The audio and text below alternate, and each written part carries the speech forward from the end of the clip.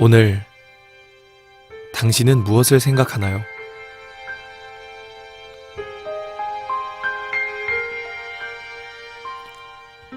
산타, 연인끼리 주고받는 선물, 친구들과 즐기는 파티. 그러나 당신은 이 이름을 기억하고 있나요? Silent night, holy night.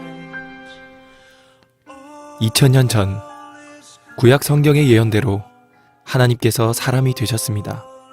Is bright round yon virgin. 그리고 구약 성경의 수백 가지 예언을 일생 동안 모두 이루셨습니다. Holy infant, so tender and mild. Sleep 이사야 53장의 예언대로 우리 대신 죽으셨고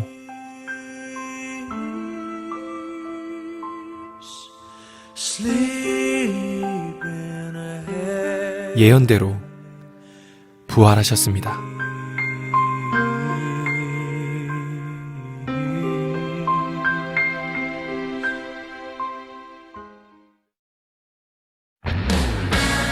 예수님께서는 모든 눈물과 죄와 죽음을 깨뜨리시고 영원한 천국을 약속하셨습니다.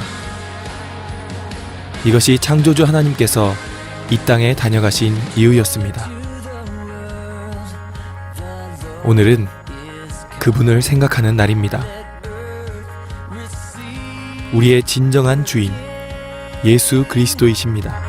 Let every heart 그분이 오늘 원하시는 선물은 딱 하나, 바로 당신입니다. 이 땅에 다녀가신 전능하신 하나님 예수 그리스도, 이분이 성탄절의 진짜 주인공입니다.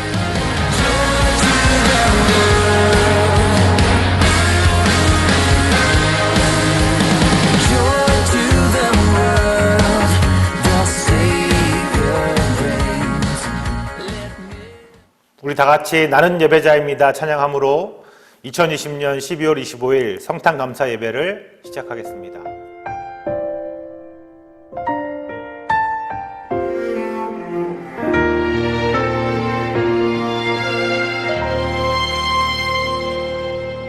나는 하나님을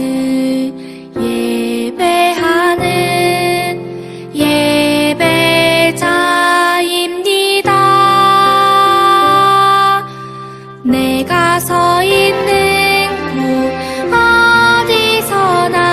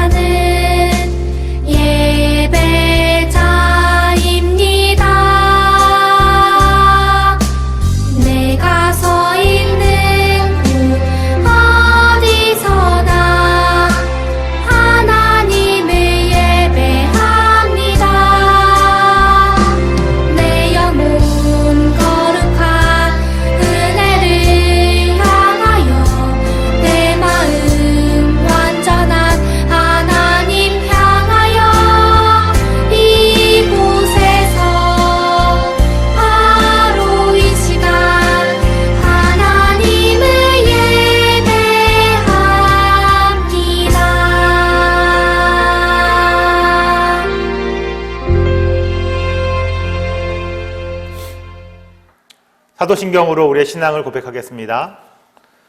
전능하사 천지를 만드신 하나님 아버지를 내가 믿사오며 그 외아들 우리 주 예수 그리스도를 믿사오니 이는 성령으로 잉태하사 동정녀 마리아에게 나시고 본디오 빌라도에게 고난을 받으사 십자가에 못 박혀 죽으시고 장사한 지 사흘 만에 죽은 자 가운데서 다시 살아나시며 하늘에 오르사 전능하신 하나님 우편에 앉아 계시다가 저리로서 산 자와 죽은 자를 심판하러 오시리라. 성령을 믿사오며 거룩한 공회와 성도가 서로 교통하는 것과 죄를 사하여 주시는 것과 몸이 다시 사는 것과 영원히 사는 것을 믿사옵나이다. 아멘. 예수님의 탄생을 기뻐하며 찬송가 126장 천사 찬송하기를 우리 한 목소리로 찬양하겠습니다.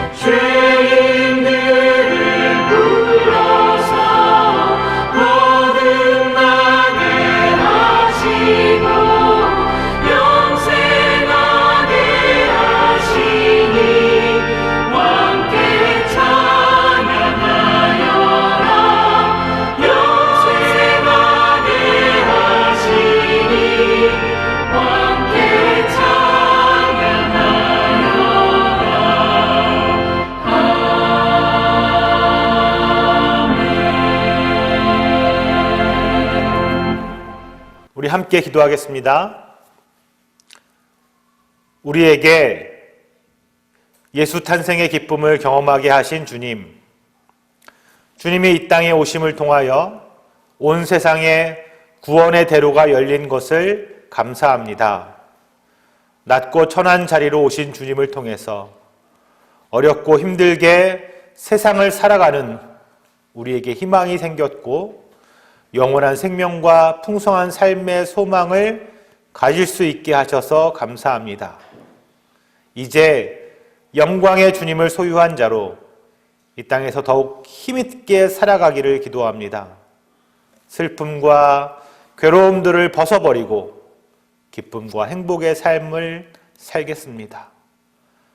내게 주신 것에 감사하며 이 세상에서 그리스도인으로 예수 그리스도를 따라 살겠습니다. 복음의 진리가 나를 변화시키고 내 삶을 이끄셔서 이 지금의 고백이 영원하도록 도와주옵소서. 다시 주님이 오시는 그날을 기쁨과 기대로 기다리며 주 앞에 당당히 서는 우리가 되게 하옵소서. 오늘의 예배를 통하여 주님 오심의 기쁨을 함께 나눕니다. 예배 가운데 임하시는 성령님의 은혜로 우리 마음 가운데 진정한 평화를 경험하게 하여 주옵소서. 성령 하나님의 놀라운 역사가 체험되는 예배가 되게 하시고, 비록 각 가정에서 예배를 드리고 있지만 우리 시온의 가족들, 성도들 한 사람 한 사람을 주님 기억하셔서 우리 모두가 그리스도인으로 살아갈 힘과 용기를 얻게 하옵소서. 예수님의 이름으로 기도합니다. 아멘. 오늘 우리에게 주신 주님의 말씀을 함께 읽겠습니다. 누가복음 2장이고요. 8절부터 14절까지의 말씀입니다. 누가복음 2장 8절부터 14절입니다. 읽겠습니다. 그 지역에서 목자들이 밤에 들에서 지내며 그들의 양떼를 지키고 있었다.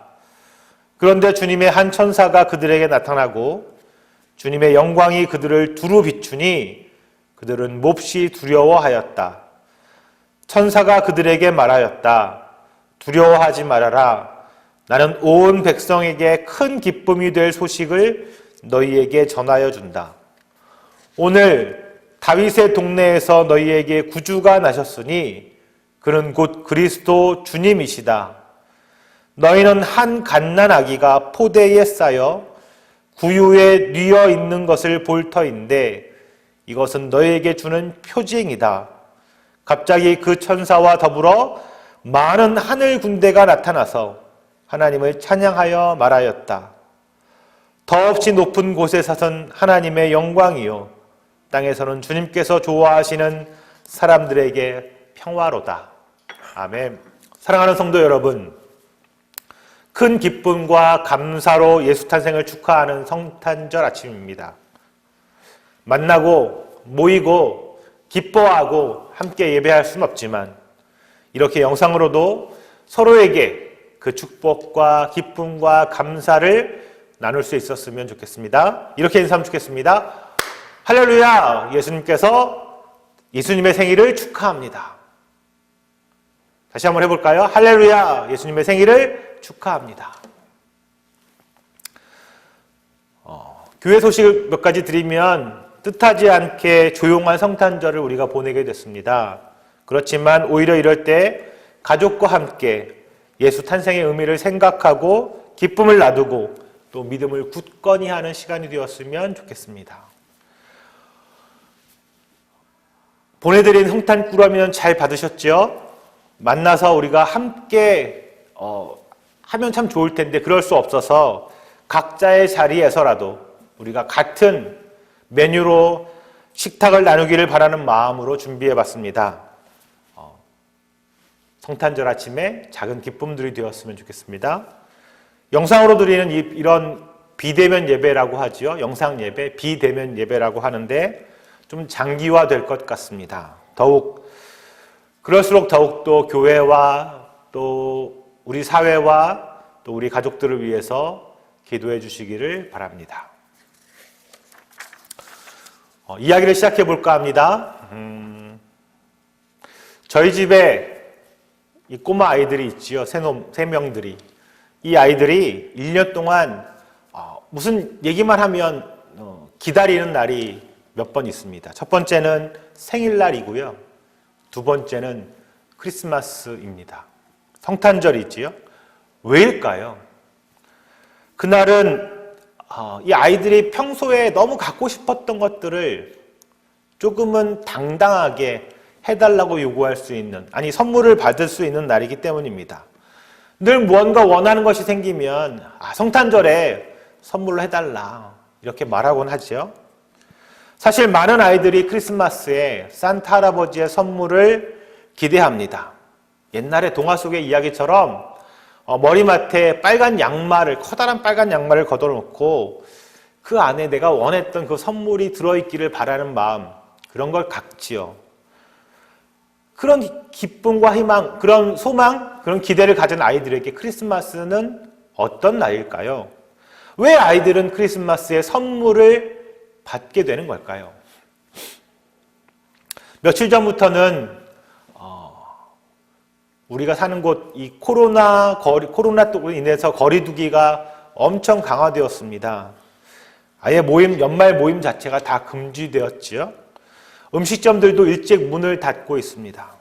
예년 같으면 크리스마스 때 우리가 사는 요 가까운 홍대 앞에만 나가도 이 젊은 남녀들이 거리를 꽉 채워서 앞으로 걸어가기가 힘들 정도였는데, 모두가 이 크리스마스에는 그런 사랑하는 사람들과 또는 친구들과 모여 함께 보내기 위해서 밖에 나와서 밤새 돌아다니곤 했지요. 크리스마스가 마치 그들의 축제가 된 것인 양 정말 흥분되고 또 들뜨고 그렇게 막 이렇게 흥분하며 보냈습니다. 그런 사람들에게 크리스마스는 어떤 날일까요? 왜 그들은 이 크리스마스 때 그렇게 즐기려고 밖에 나와 있는 걸까?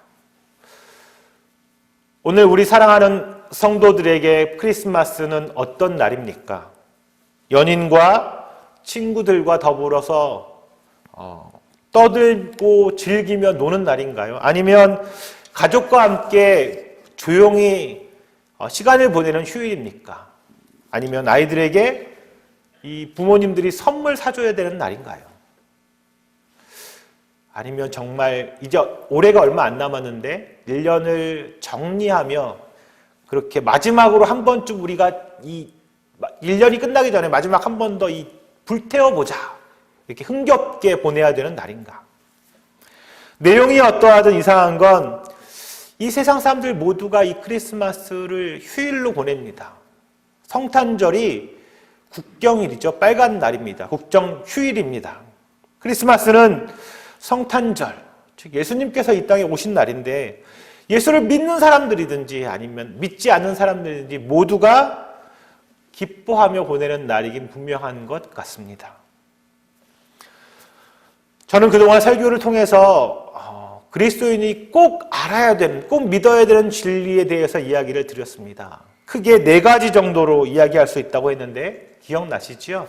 우선 첫 번째는 온 세상을 하나님이 만드셨으니 온 세상이 누구의 것이다? 하나님의 것이다 라는 사실입니다. 그리고 두 번째는 그 온 세상의 주인이신 하나님을 우리가 거절하고 인간 스스로 내가 주인 되어 살려고 하는 것, 그것이 죄라는 거예요. 그래서 그렇게 하려는 사람 모두, 우리 인간 모두는 죄인이다라는 것이었지요.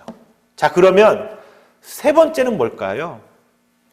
바로 그 하나님의 아들이신 예수께서 십자가의 죽으심으로 우리가 지은 이 죄의 대가를 대신 지불하셨다는 것이고, 그리고 마지막 4번째는 그 예수를 믿으면 우리에게 있던 그 죄가 모두 다 용서함을 받는다. 우리가 구원을 받는다. 우리가 예수님의 자녀가 된다. 그런 이야기였지요.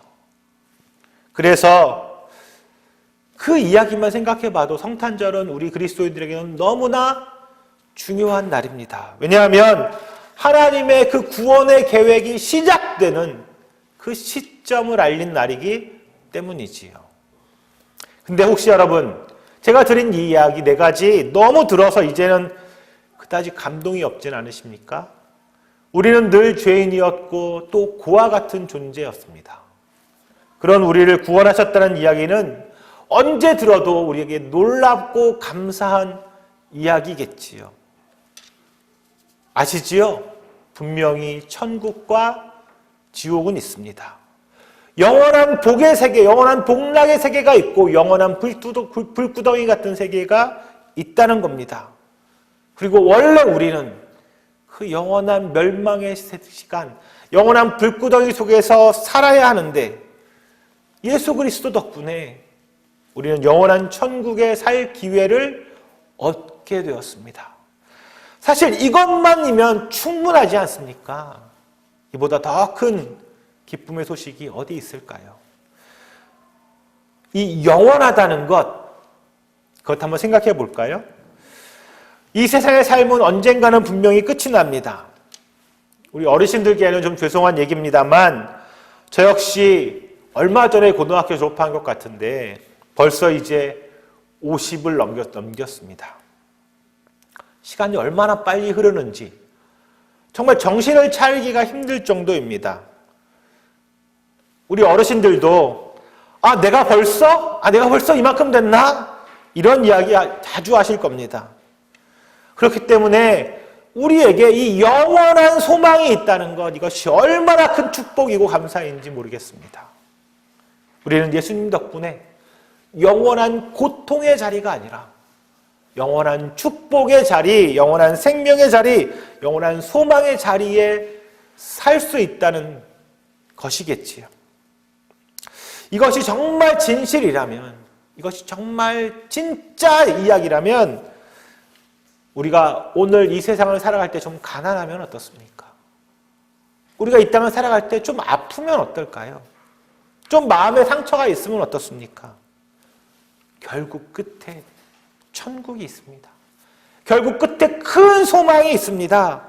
이 세상에서 아무리 어렵고 힘들고 고통 가운데 살던 사람이라고 해도 결국 천국에 가서 그 영광을 누리며 살게 될 것이고, 그러면 이 땅에 살던 그 기억들은 금세 사라져버릴지도 모릅니다.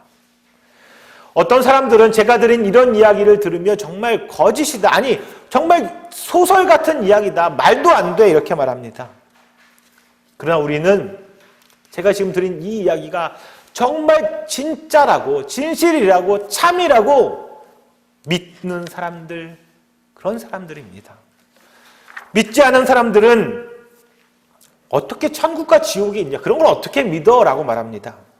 하지만 우리는 그 사실이 믿어지는 걸 어떻게 하겠습니까? 그래서 우리는 더욱더 하나님께 감사하지요. 정말 감사할 수밖에 없지요. 우리에게 그런 믿음 주신 것, 그것조차도 너무나 감사합니다.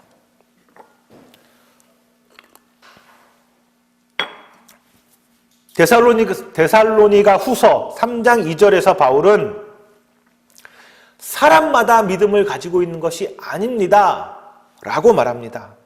하나님께서 오늘 우리를 택하셨기에 우리에게 믿음이 있다는 것이지요. 또 에베소서 2장 8절과 9절에서는 우리가 잘 아는 말씀인데, 여러분은 믿음을 통하여 은혜로 구원을 얻었습니다. 이것은 여러분에게서 난 것이 아니요 하나님의 선물입니다. 행위에서 난 것이 아닙니다. 그러므로 아무도 자랑할 수 없습니다 라고 말했습니다. 오늘 내가 내 의지로, 내 능력으로 내가 예수를 믿는 것처럼 보이지만 내게 정말 겨다시만한 믿음이라도 있다면, 내가 천국과 지옥이 믿어진다면, 내가 구원받았다는 사실이 믿어진다면 그것은 나의 공로가 아니라는 겁니다. 그것은 바로 선물이라는 것이지요. 이 선물, 그 선물을 내게 주신 이 하나님께 우리 모두 이 시간 다시 한번 깊이 감사드리는 그런 우리 모두가 되기를 소망합니다. 사랑하는 성도 여러분, 오늘은 예수님의 생일입니다. 예수님이 이 땅에 오신 목적은 우리를 구원하시려는 것이라고 했습니다. 그런데 이 우리를 구원하시는 것이라고 말할 때 그 우리는 누구를 말하는 걸까요? 온 세상의 모든 사람들, 오늘 이 지구상에 살고 있는 모든 사람들을 말하는 걸까요? 물론 온 세상, 예수를 알던 모르던 하나님이 만드신 이 온 세상의 모든 사람들을 말하려는 것, 그들을 구원하려는 것은 주님의 뜻은 분명합니다만, 오늘 본문이 말하고 있는, 이 이야기가 특별히 말하고 있는 우리가 누구인지를 같이 한번 살펴보겠습니다. 오늘 우리가 함께 읽은 본문을 다시 한번 읽어볼 텐데요. 누가복음 2장이고요. 8절부터 14절. 우리 다시 한 목소리로 각자의 자리에서 한 목소리로 소리를 내서 읽어보겠습니다. 8절부터 보겠습니다. 그 지역에서 목자들이 밤에 들에서 지내며 그들의 양떼를 지키고 있었다. 그런데 주님의 한 천사가 그들에게 나타나고 주님의 영광이 그들을 두루 비추니 그들은 몹시 두려워하였다. 천사가 그들에게 말하였다. 두려워하지 말아라. 나는 온 백성에게 큰 기쁨이 될 소식을 너희에게 전하여 준다. 오늘 다윗의 동네에서 너희에게 구주가 나셨으니 그는 곧 그리스도 주님이시다. 너희는 한 갓난 아기가 포대기에 쌓여 구유에 뉘어 있는 것을 볼 터인데 이것이 너에게 주는 표징이다. 갑자기 그 천사와 더불어 많은 하늘 군대가 나타나서 하나님을 찬양하여 말하였다. 더없이 높은 곳에서는 하나님께 영광이요 땅에서는 주님께서 좋아하시는 사람들에게 평화로다. 아멘. 이 본문 10절에 보면 예수님께서 세상에 오신다는 소식이 큰 기쁨의 소식이다라고 말합니다. 그리고 그 소식을 맨 처음 들은 사람, 그들은 들에서 양을 치는 목자들이었습니다. 그 목자들에게 이 큰 기쁨의 소식이 전해졌습니다. 자, 우리 잠깐 2000년 전 이스라엘로 여행을 한번 떠나보겠습니다. 그리고 여러분은 이제 들에서 양을 치는 목자들이라고 한번 상상을 해보십시오. 매일 들에서 이 양을 친다는 일은 참 고단한 일입니다. 모두가 잠을 자고 있는 시간에도 목자인 우리들은 쉴 수가 없지요. 늦은 밤 양떼를 노리는 커다란 짐승으로부터 양을 지켜야 하기 때문입니다. 목자인 우리들은 들에서 양을 치는 목자지요. 많이 배운 서기관들과 바리새인들 같은 이 사회의 높으신 분들, 그들은 커다란 부를 누리면서 우리들에게 자신의 양을 치도록 맡겼습니다. 그런데 밤을 새며 일을 해도 돌아오는 급여는 매우 적어서 우리 이 가족들 밥 먹고 살기도 너무나 힘든 상황입니다. 밤을 새며 일하기가 일수이고 그나마 잠시라도 이 추운 땅의 한기를 피해서 눈을 붙일 수 있다면 그것만으로도 너무 행복한 일입니다. 그런데 이 서기관들과 바리새인들뿐 아니라 예루살렘에 있는 보통의 사람들조차도 우리와 어울리기를 싫어합니다. 우리 보고 이 유대교의 규율을 잘 지키지 않는, 율법을 지키지 않는 부정한 사람이라고 말합니다. 그 율법이라는 거요, 우리도 너무 잘 지키고 싶지만 너무 복잡해서 그 규율을 누가 우리에게 잘 가르쳐주지도 않아서 또 그 중에 몇 가지는 아무리 지키고 싶어도 도저히 지킬 수 없는 규율들이라서 우리 못 지키고 살고 있지요.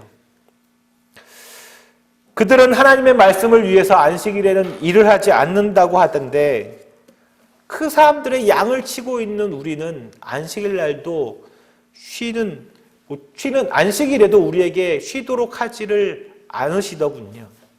어떤 안식일 규례는 안식일 날 썩은 무화과 나무 한 개보다 더 무거운 것을 들면 안 된다고 하던데 우리가 쓰는 이 지팡이는 너무나 무거우니 말입니다.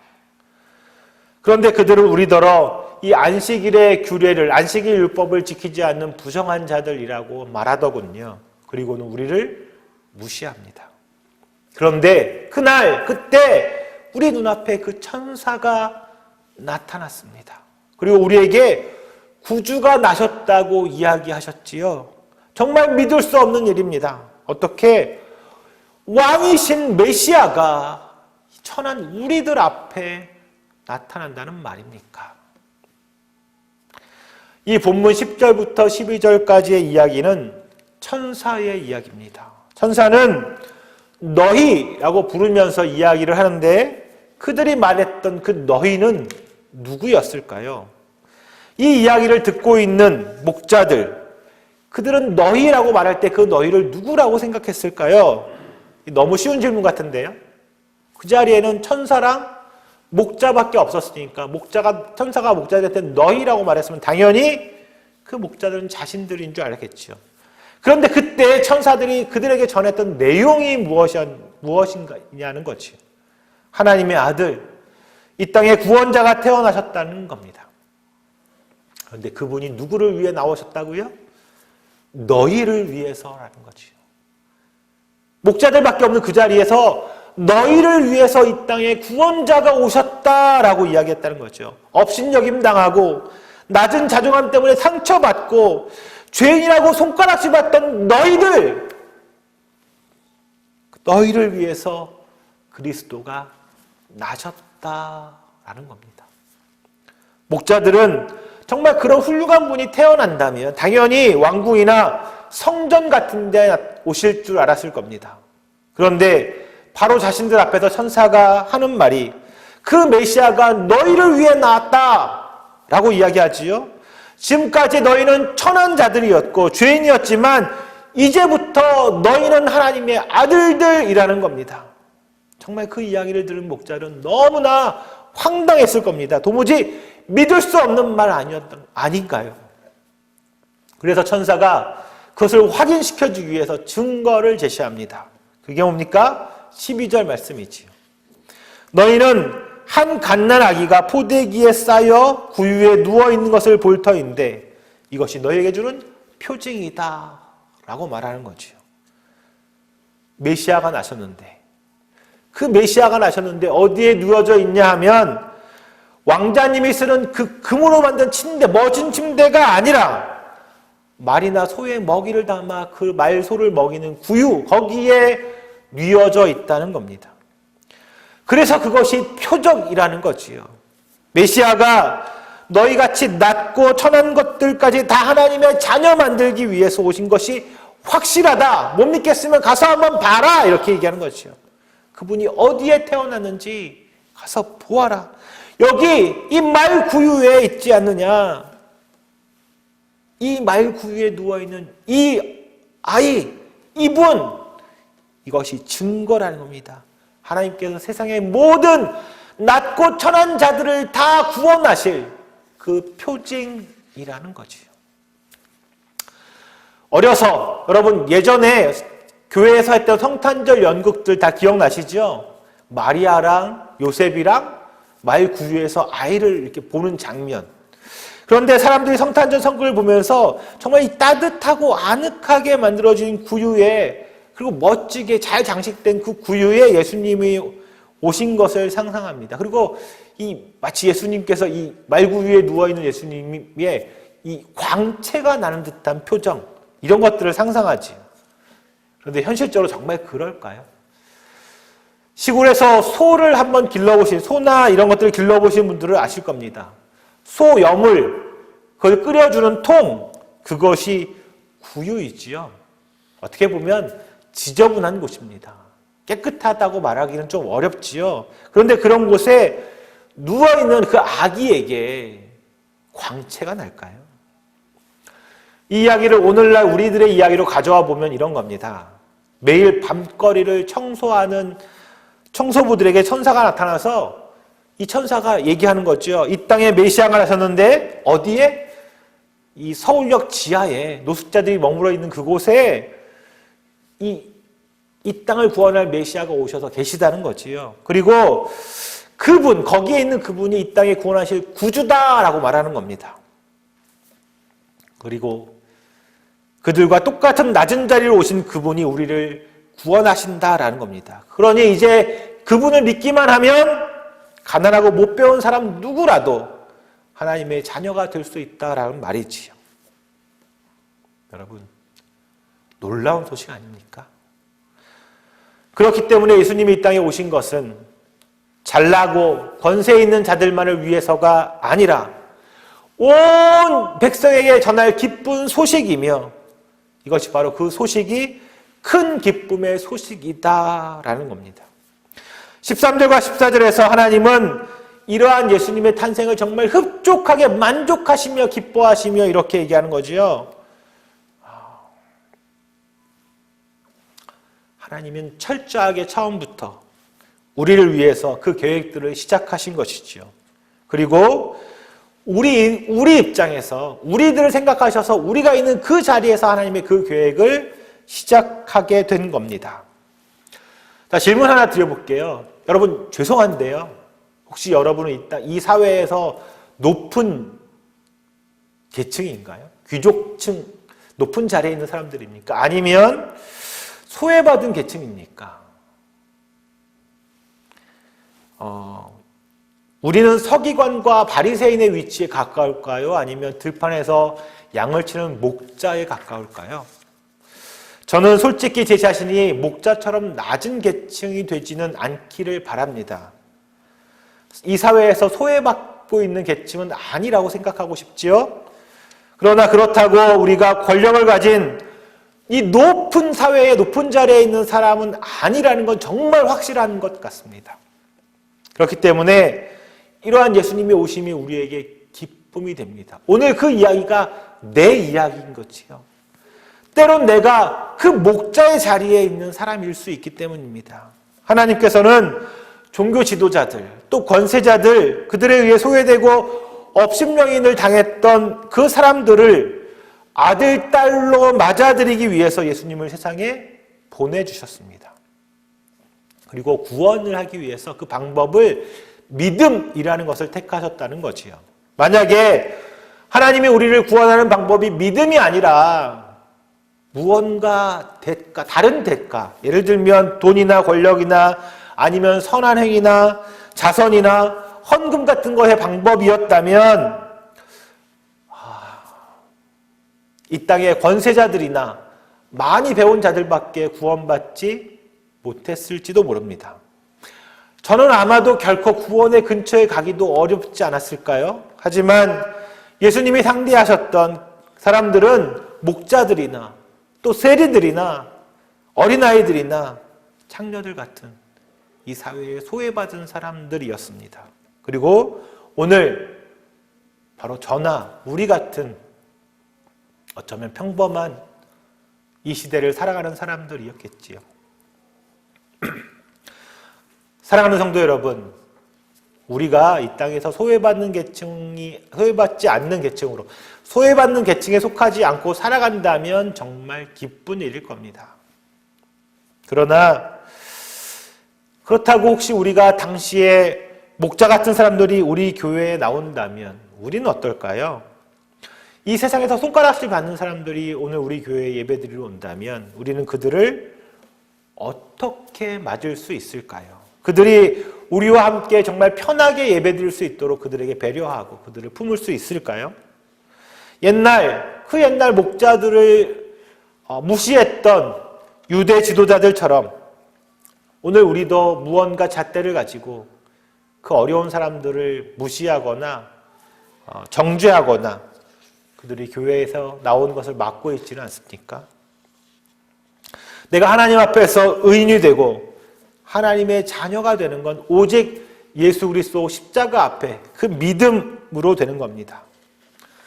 오늘 내가 교회에 좀 열심을 낸다고 예배 잘 나온다고 저녁 예배도 나오고 수요 예배도 나오고 새벽 기도도 나오고 또 11조도 하고 기타 헌금 생활 많이 한다고 또 교사도 봉사도 하고 찬양단도 하고 이런 거 많이 한다고 우리가 구원받는 게 아니라는 뜻이지요.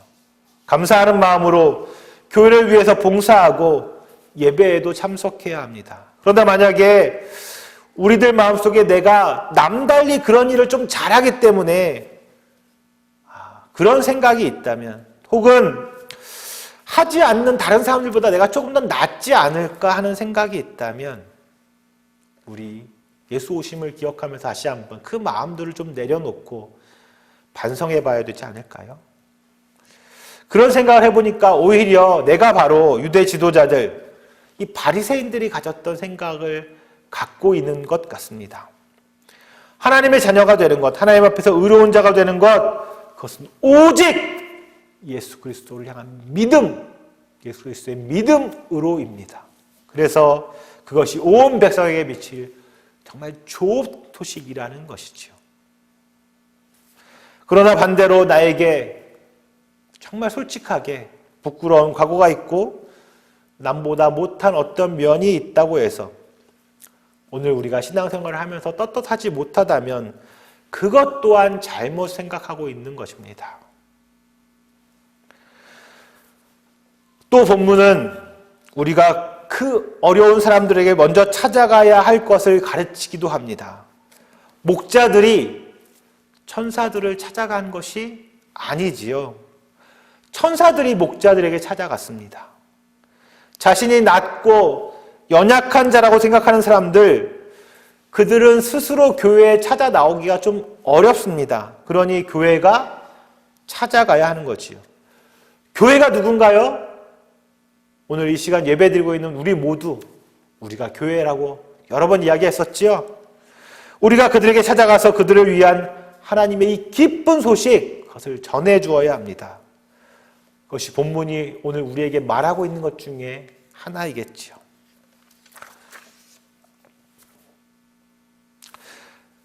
우리는 할렐루야, 나는 구원받았습니다 라고 말합니다. 네, 맞죠? 맞습니다. 하지만 그 소식을 듣지 못하고 남겨진 사람들은 어떨까요? 온 백성에게 미칠 기쁜 소식을 가지고 있고 또 그것을 믿고 있는 사람들이 그 소식을 전하는 것을 주저한다면, 아니 그렇게 하지 않는다면 정말 이상한 일 아닌가요? 전도, 왠지 그 이야기가 우리에게 부담으로 다가오고 있습니다. 전도란 말을 들으면 무언가 이 목사가 해야 될 것 같고 전도사가 해야 될 것 같고 뭔가 되게 힘들고 어려운 일처럼 느껴지는데, 전도하지 않는 기독교인들에 대해서 이 니체라고 하는 철학자가 어떤 책에서 이렇게 말했더군요. 기독교인들은 죽음 이후에 천국과 지옥이 있고 자신들은 그것을 정말로 믿고 있다고 떠든다. 하지만 그들은 그것을 믿고 있을 리가 없다. 만약에 내가 그것을 믿는다면 나는 이 런던의 모든 거리가 유리 조각으로 덮여 있다고 하더라도, 무릎으로 기어다니면서라도 각 집을 돌아다니면서 그 소식을 전할 것이다. 그런데 기독교인들은 그 소식을 전하지 않는다. 그들은 천국과 지옥이 정말로 있다고 믿고 있을 리가 없다라고 말했습니다. 정말 아픈 지적 아닌가요? 전도는 목사, 전도사가 하는 게 아닙니다. 예수님이 오신 이 기쁜 소식, 예수님이 우리에게 알려주신 그 놀라운 진리는 우리 모두가 전해야 하는 것이겠지요. 사랑하는 시온의 가족 여러분, 그리고 사랑하는 성도 여러분, 안타깝게도 올해 성탄절은 우리 모두가 모이지도 못할 뿐 아니라 사랑하는 누군가를 찾아가기도 어려운 상황입니다. 예기치 않은 위험이 늘 우리 주변에 가득 차 있는 것 같아서 정말 아무것도 할 수 없는 것 같은 생각도 듭니다. 예수님의 생일날인데 그 생일날 예수님께 드릴 수 있는 우리의 생일 축하 선물은 무엇일까요? 말씀드린 것처럼 상황이 어렵고 시기가 어렵다고는 말하지만 아이들과 또 사랑하는 사람들과 그들을 위한 선물은 이런저렇게 하더라도 불구하고 정성 들여 준비할 겁니다. 저도 아이들 선물 사러 좀 시간을 보내게 되겠지요. 하지만 예수님의 생일을 축하하는 오늘 우리가 준비한 그 예수님을 향한 선물은 무엇인가요? 성탄 감사헌금 드리는 건 너무나 귀중한 일입니다. 감사한 일이지요. 하지만 정말 진짜로 예수님이 원하는 선물이 무엇일까요? 우리 하나님은 만물의 주인이십니다. 그 하나님께는 부족한 것이 없으신 분이시지요. 그리고 오히려 하나님은 언제나 하나님 것을 우리에게 나누어 주고 계시는 분이십니다. 그런데 그 주님께서 유일하게 우리에게 요구하셨던 것, 우리에게 부탁하신 것이 하나 있습니다. 무엇일까요? 맞습니다. 목자이신 예수님이 찾아 헤매셨던 그 잃어버린 양들, 그것을 찾는 것이지요. 아직도 하나님 앞으로 돌아오지 않은 하나님의 백성들, 그들을 하나님 앞으로 돌아오게 하는 겁니다. 예수님이 우리에게 부탁하신 것은 예수님을 알지 못해서 영원히 지옥에 살아야만 하는 그들을 구원의 자리로 이끌어오는 것이겠지요. 그것이 오늘 생일이신 그 예수님이 너무너무 기뻐하는 일이실 겁니다.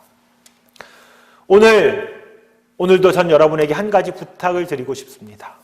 이제 며칠 남지 않았지요. 올해가 다 가기 전에 주변에 예수님을 알지 못하는 사람들이 있다면 그들에게 이 예수의 사랑이 무엇인가를 좀 보여주지 않으시겠습니까? 오히려 다들 힘들어하고 어려워하는 이때니까 그것이 더 큰 기쁨으로 그들에게 다가가지 않을까요? 아이들의 선물을 준비하는 것보다 정말 더 정성을 담는 그런 정성을 담아서 그 예수님의 선물을 그들에게 한번 건네보지 않을까요? 내가 할 수 있는 최선의 것으로 그들에게 사랑을 전해보시지 않겠습니까? 늘 말씀드리죠. 멀리 저 지구 반대편 아프리카 이런 데에 있는 사람들 도우라는 이야기가 아닙니다. 서울역에 가서 노숙자 도우라는 얘기가 아니에요. 지금은 우리가 그렇게 할 수도 없는 상황입니다. 그러나 내 옆집에, 내 앞에, 내 가족 중에, 내 동료 중에 이 예수님의 사랑이 전해지기를 바라는 사람이 반드시 있을 겁니다. 불러다가 아니면 찾아가서 예수 믿어라 이 얘기하라는 것이 아닙니다. 그보다 정말 따뜻한 예수님의 사랑을 그들에게 전해주십시오. 그리고 한마디 이렇게 하면 좋겠어요. 형제님, 자매님, 형님, 아우야, 이건 내가 주는 선물이 아니야. 예수님이 당신을 위하여 정말 당신을 너무 사랑하셔서 전해달라는 선물입니다. 라고요. 그 말 한마디 해주십시오. 예수님께서 이 축복의 통로가 되신 여러분을 보고 너무너무 기뻐하실 겁니다. 그리고 그 어떤 생일의 선물보다 정말 더 값어치 있는 선물로 여기실 게 분명합니다. 어떻게 하냐고요? 뭘 준비해야 되냐고요? 여러분은 이미 그것을 위한 샘플 받지 않으셨나요?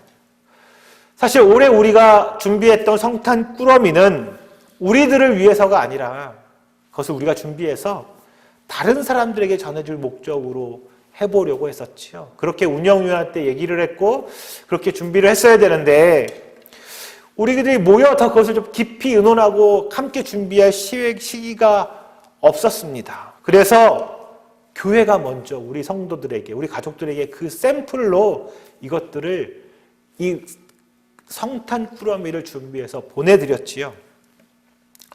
안 해보셨지요? 값으로 따지면 정말 얼마 되지 않는 겁니다. 국물 한 봉지, 떡국 얼마, 과자들, 김. 하지만 그것을 준비하면서 모이지 못하고 우리 멀리 떨어져 있는 우리 가족들이 함께 떡국을 끓여서 나누어 먹고 있는 그 마음으로 그 마음을 담았습니다. 성탄 꾸러미 받으시고 너무 감사하다고 제게 연락 주신 분들이 많았습니다. 목사님 수고하셨다 이렇게 말씀하신 분도 많았지요. 그런데 그 안에 담겨있던 제 숨은 의도는 아직 미처 파악하지 못하셨나 봅니다. 교회가 먼저 우리가 성탄을 어떻게 보내면 좋을지를 여러분에게 샘플로 보여드렸습니다. 이제 아시겠지요? 전도는 복음을 전하는 것은 말로 하는 게 아닙니다. 정말로 예수님의 사랑을 우리들을 통해서 전하는 게 먼저입니다. 그들이 그런 예수님의 사랑을 경험할 때야 비로소 복음의 이야기도 들을 수 있습니다. 우리 모두 이번 성탄에 그리고 올해 남은 마지막 며칠을 그 예수님의 사랑을 우리 가족과 이웃들과 사랑하는 사람들에게 보여주면 좋겠습니다. 모두 그렇게 하실 것이지요? 전 모두가 그렇게 하실 거라고 믿습니다. 다시 한번 이 예수님의 축복의 통로이신 여러분 모두를 사랑하고 축복합니다. 기쁜 성탄절 누리시는 우리 모두가 되기를 소망합니다. 기도하겠습니다. 주님, 이 시간 우리 모두는 주님을 향해 살아가는 자이기를 기도합니다. 말씀처럼 늘 교회 안에서 서로를 인정하고 용납하고 또 일터에서 하나님을 기억하며 성실함으로 일하고 세상 속에서 가난하고 헐벗은 자들을 마치 주님 대하듯 섬기며 살아가는 자이기를 기도합니다. 우리가 그런 온전한 그리스도의 모습을 닮은 자녀로 살 수 있도록 도와주옵소서. 우리가 정말 예수의 사랑을 전하는 축복의 통로로 살아갈 수 있도록 우리를 도와주옵소서. 예수님의 탄생을 기뻐하며 주 오심의 기쁨이 우리 안에 충만하도록 또 우리의 인생과 삶의 자리들을 변화시키고 이끌어 주옵소서. 성탄 예배를 통해서 예수 그리스도를 향해 살아갈 우리의 삶의 의미와 목표를 깨닫고 또 흐트러졌다면 다시 재조정하고 굳건히 하고 기억하는 시간 되게 하여 주옵소서. 예수님의 이름으로 기도합니다. 아멘. 이 시간에 우리 찬송가 111장이고요. 1절 찬양하면서 오늘 성탄 예배를 위해 준비한 감사 예물을 주님께 드리겠습니다.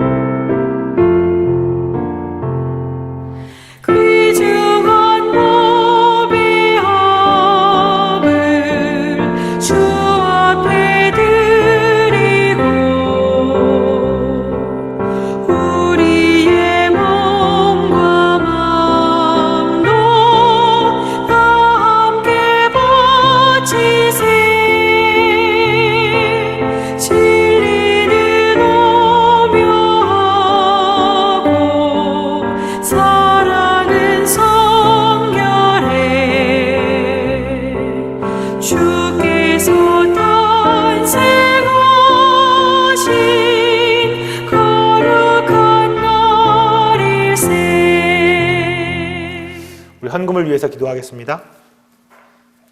하나님 아버지, 예수 그리스도의 탄생을 감사하고 감격하며 우리 모두의 정성을 모아 예배합니다.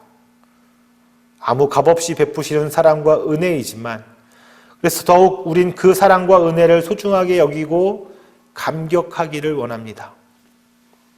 주님이 우리에게 주신 사랑, 아무런 보답도 바라시지 않는 주님이시지만 그래도 오늘 우리가 주님의 생일날 이 자리에 나오며 감사와 자원하는 마음으로 드리는 이 감사의 예물을 기뻐 받아 주옵소서.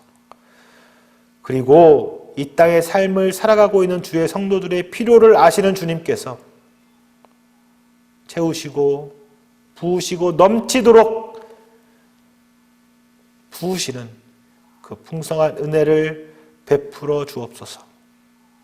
또 주의 도움이 필요한 자들에게는 정말 작은 것까지 세밀하게 보시는 주의 도움을 허락하여 주옵소서. 우리의 가정과 일터 위에도 주님의 풍성한 축복을 부어 주옵소서. 예수님의 이름으로 기도합니다. 아멘. 이 시간에 우리가 주기도문 찬양하고 축도로 오늘의 예배를 마치겠습니다.